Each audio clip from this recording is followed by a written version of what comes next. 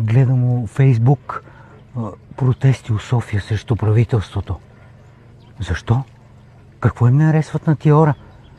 Тия хора мило и драго дават ние да си лежиме тук околта по цял ден, да сме свободни, да не ходиме да работиме у завода.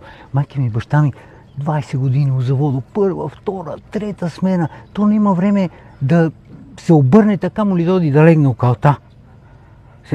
Ние ги затворя. За този завод, дето майка ми и баща ми работия, кмето го запали, построя фотоволтаици там. Хубава работа. Ще си лежим тук околта. Не ходим на работа като изоглавен, като майка ми и баща ми. И това е благодарение на политиците. Спрея ецове, спрея всичко, дигна цените у ресторантите. Защо ти да ходиш на ресторанти и ти да не си някой пияница, да ходиш да обикаляш по ресторанти? Седи си околта. Няма да те фане рако. Седиш си тука, почиваш си угьоло, топиш се. Ти погледни, тия хора, сите са по 200 кила. Нема време да оди на фитнес. Той и охраната не може да влезе в фитнес, то няма толкова голем фитнес.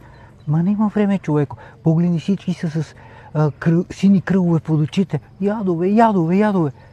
И сега, че ни турат у Европейския съюз на европейска валута, па я няма да излезем тук от гьоло.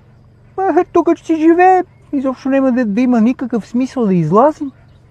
Оти Господ ни е направил от кал и ние при калта се връщаме. Господ не ни е направил от фабрика. Да работиш ти цял живот като изоглавен. Господ ни е направил от кал. Виж как хубаво се връзва. От кал сме направени и политиците ни върнал калта.